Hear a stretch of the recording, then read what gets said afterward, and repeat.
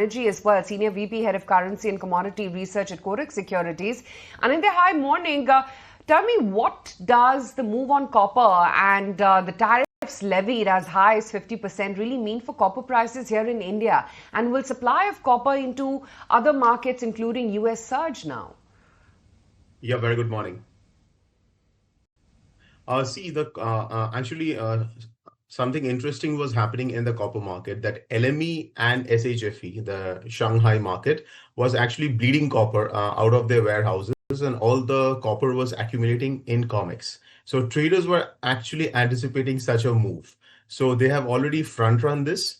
And as far as the global demand and supply is concerned, not much has really changed. It's not that suddenly there is a supply choke point and the demand has surged.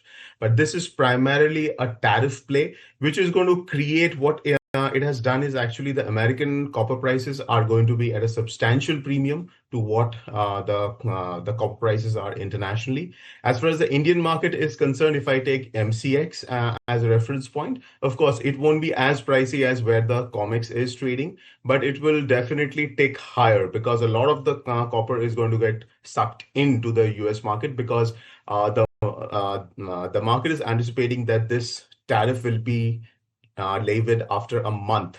So still there is room for a lot of copper to get in and capture this arbitrage. Peter, let's understand, the copper or copper mines are in South America. They are in China. Now, if tariff is imposed, who will win? Well, Nikunj, the tariff, as far as President Trump's concerned, he's increasing these tariffs to from a revenue standpoint. So he's got one agenda, and that is to raise revenue for America. And that's the lens that he looks through, and Howard Lutnick. As far as the suppliers, this is going to have some impact, naturally, one, to the consumer, and secondly, whether they take on board those additional costs as far as tariffs and they absorb them. And that's something that I think any CEO or CFO has got to work through at the moment. Are they going to be competitive if they don't add those to their product, or if they do add it to the product?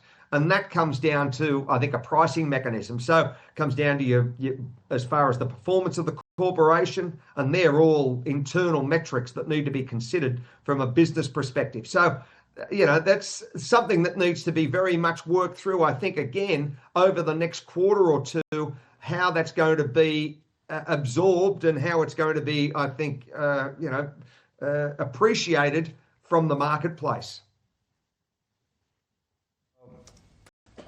I'm just going to mark So, Peter, my final question to you is that if international prices of copper will go higher, then copper prices should go up or down? I'm talking about spot market here. Yes, I think they'd go up. And I think that that's been demonstrated by, first off, the front running, as our other guest has mentioned. Front running over the last couple of months has been very evident. But the overall theme, you've seen that big spike in COMEX overnight. And there's no doubt a market that's up, 15, 20%. It's had a little bit of a pullback in Asia trade.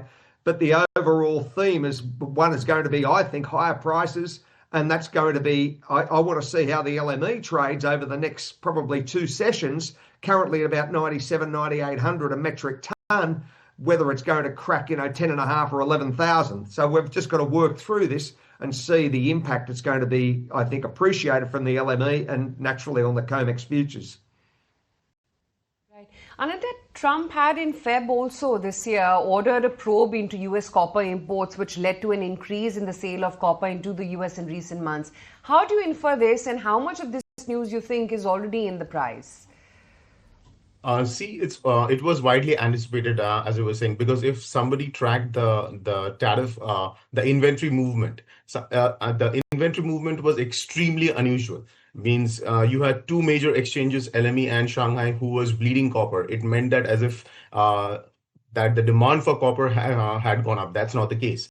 And the the COMEX, the warehouses were increasingly seeing huge deliveries of copper.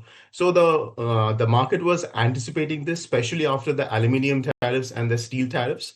But again, as I said, what will be the impact on the end user demand? See, for America, it has to have a negative impact because all this higher tariffs will have to come out from the pocket of the American consumer because it's like a tax, and they don't have the kind of the alternative supplies domestically which can replenish this. So of course it will be like a tax. It can have eventually a negative impact on demand.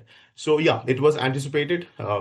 So the reaction as far as today is concerned, we might see an upside in copper prices, which we are seeing in Asia, but it's not going to be something dramatic. All right.